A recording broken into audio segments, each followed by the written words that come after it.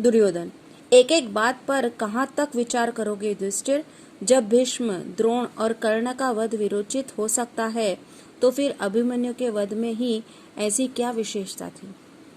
दुर्योधन कहता है कि एक एक बात पर विचार करोगे युधिष्ठिर। जब बोलता है कि भीष्म पितामह का जो वध हुआ, द्रोणाचार्य का वध हुआ, कर्ण का वध हुआ, अगर वो विरोचित हो सकता है तो अभिमन्यु का वध भी विरोचित हो सकता है। वो क्या ऐसा विशेष था? और आज भीमसेन ने मुझे जिस प्रकार पराजित किया है वही क्या विरोचित कहलाएगा? देखिए, आज जिस प्रकार भीम ने मुझे हराया है वो भी क्या वीरों के लायक है?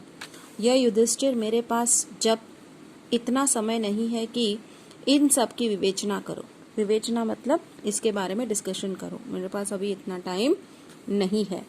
मैं तो सबकी सार बात जानता हूँ कि तुम्हारी महत्वाकांक्षा ही इस नरसंहार का, इस भीषण रक्तपात का मूल कारण है। बोलता है कि तुम्हारी महत्वाकांक्षा ही इन सब का कारण है, इस युद्ध का।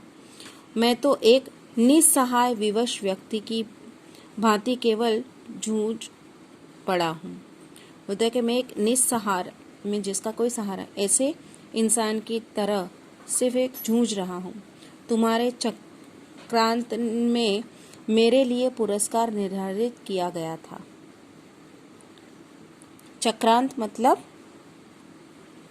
तुम्हारे षड्यंत्र, साजिश में मेरे लिए यही पुरस्कार तुमने निर्धारित किया था, मीन्स डिसाइड किया था। युधिष्ठिर, सुयोधन, तुम्हें भ्रांति हो गई है।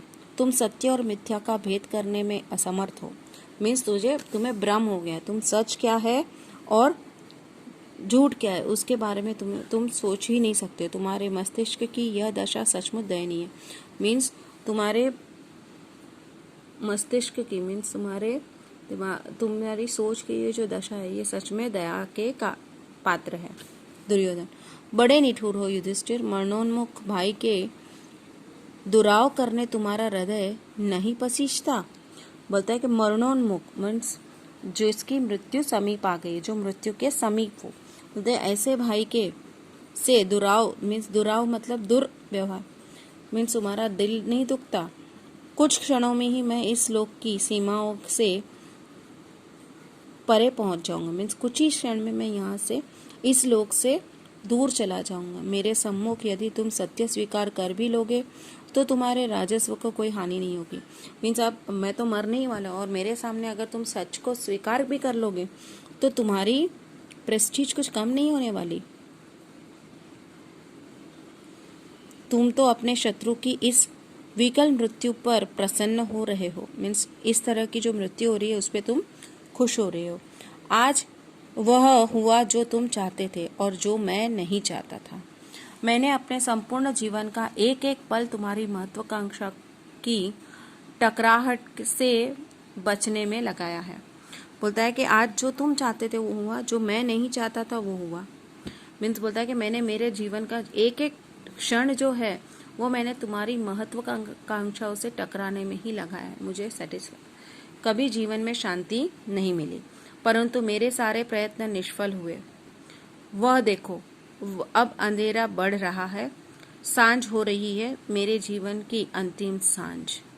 बोलता है कि देखो अभी अंधेरा बढ़ रहा है और मेरी शाम होने वाली है और ये मेरे जीवन की आखिरी शाम होगी। और उधर से मेघ धीरे घिरे आ रहे, मीन्स उधर से मेघ मतलब बादल गिर रहे।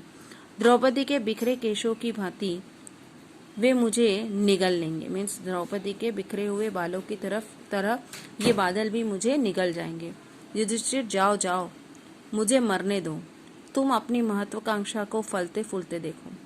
देखिए, जाओ यहाँ से, मुझे मरने दो और तुम्हारी विश को तुम फलते हुए देखो, पूरी होते हुए। फलते फूलते मतलब तुम्हारी जो विश थी वो कंप्लीट हो गई, उसको कंप्लीट होते हुए देखो और तुम यहाँ से जाओ।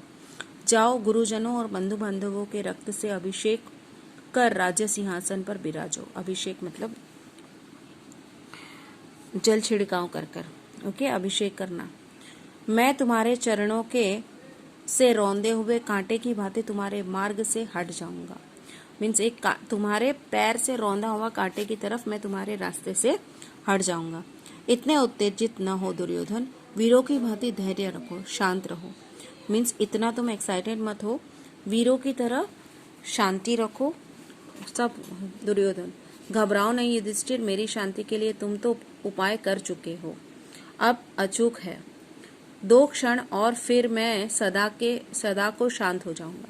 तो घबराओ मत, मेरी शांति के लिए तुमने तो उपाय अच्छा खासा कर लिया है। बोलता है कि अभी 2 मिनट की बात है, बाद में सब शांत हो जाएगा। पर अंतिम सांस निकलने के पहले युधिष्ठिर, एक बात कहे जाता हूँ। तुम पश्चाताप की बात पूछने आए थे ना? मेरे मन में कोई पश्चाताप नहीं। मीन्स बोलता है कि लेकिन मेरी जान प्राण निकलने से पहले मैं तुम्हें एक बात बता दूं कि तुम मेरे पश्चाताप की बात बोलने आए थे। मुझे किसी भी तरह का कोई भी पछतावा नहीं है, मैंने कोई भूल नहीं की, मैंने भय से तुम्हारी शरण नहीं मांगी। मीन्स मैंने डर कर तुम्हारे शरण में नहीं आया, अंत तक तुमसे टक्कर ली और अब वीर गति पाकर स्वर्ग को जाता हूँ। मीन्स लास्ट तक मैं तुमसे लड़ता रहा और अब वीर गति पाकर मैं अभी स्वर्ग जाऊंगा। समझे युधिष्ठिर? मुझे कोई ग्लानि नहीं, मीन्स कोई गम नहीं है, कोई पछतावा नहीं है, केवल एक दुख मेरे साथ जाएगा। मीन्स एक दुख ये मेरे साथ जाएगा। तो युधिष्ठिर पूछता है क्या है वो दुख? यदि कि मेरे पिता अंधे क्यों हुए? नहीं तो मीन्स यही दुख मेरे साथ रहेगा कि मेरे पिता अंधे क्यों थे, नहीं तो ये सब होता ही नहीं। That's all. Lesson complete. Now read the lesson.